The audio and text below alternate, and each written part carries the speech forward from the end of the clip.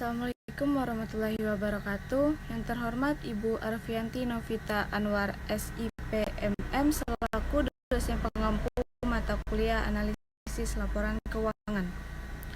Puji syukur atas kehadirat Allah Subhanahu wa taala dan tak lupa pula junjungan Nabi besar kita yaitu Nabi Muhammad sallallahu alaihi wasallam. Baiklah, sebelumnya izinkan saya untuk memperkenalkan diri saya. Perkenalkan, nama saya Fuji Astuti dengan NIM 2325009.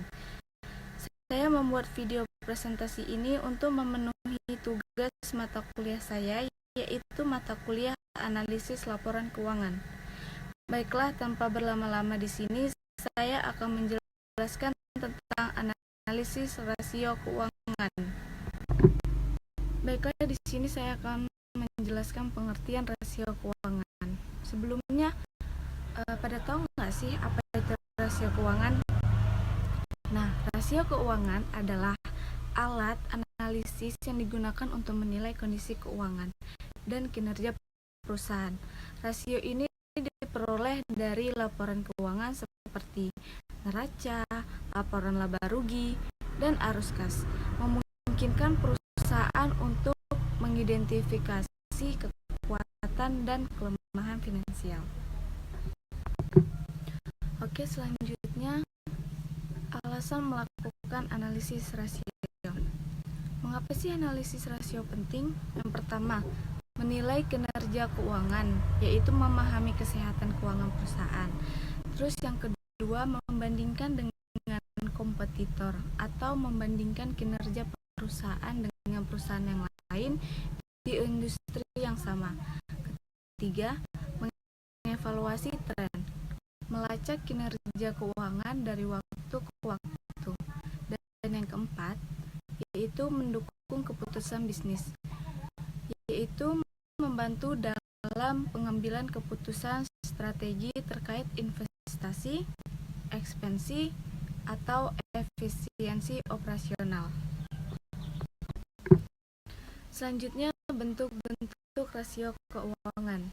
Yang pertama, rasio likuiditas, yaitu mengukur kemampuan perusahaan dalam memenuhi kewajiban jangka pendek. Contohnya rasio lancar dan rasio cepat. Yang kedua, rasio profitabilitas atau menilai kemampuan perusahaan menghasilkan laba. Contohnya rasio laba bersih, return on asset atau ROA, dan return on equity atau ROE. Yang ketiga, rasio leverage, yaitu mengukur sejauh mana perusahaan menggunakan utang dalam struktur modalnya. Contohnya debit to equity ratio dan debit ratio. Yang keempat, rasio aktivitas, menilai efisiensi penggunaan aset dalam operasional. Contohnya rasio perputaran persediaan dan rasio perputaran aset tetap. Yang kelima, rasio pasar, yaitu mengukur kinerja perusahaan dari perspektif investor. Contohnya price to earnings atau PI ratio dan earnings per share atau earning per share atau IPS.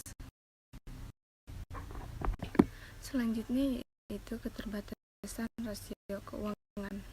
Yang pertama, tidak memperhitungkan faktor eksternal. Rasio keuangan tidak mencakup faktor ekonomi makro atau perubahan di pasar. 2. Data historis, berdasarkan data masa lalu yang mungkin tidak mencerminkan kondisi masa depan. Yang ketiga, variasi dalam standar akuntansi. Perbedaan metode akuntansi antara perusahaan bisa mempengaruhi hasil analisis. Yang keempat, interpretasi yang berbeda, yaitu rasio yang sama dapat memiliki interpretasi yang berbeda tergantung konteks perusahaan atau industri. Selanjutnya yaitu hubungan antara berbagai rasio. Bagaimana rasio-rasio saling terkait? Yang pertama, Likuiditas dan profitabilitas. Perusahaan dengan likuiditas tinggi belum tentu profitabilitasnya juga tinggi. Yang kedua, leverage dan profitabilitas. Penggunaan utang atau leverage dapat meningkatkan profitabilitas melalui efek pengungkit, tetapi juga meningkatkan risiko. Yang ketiga, risiko aktivitas dan profitabilitas, yaitu efisiensi dalam penggunaan aset akan berpengaruh positif pada profitabilitas. Yang keempat, yaitu hubungan antara rasio pasar dan rasio keuangan lainnya. Rasio pasar seperti PA dipengaruhi oleh kinerja perusahaan secara keseluruhan atau likuiditas, profitabilitas, dan leverage.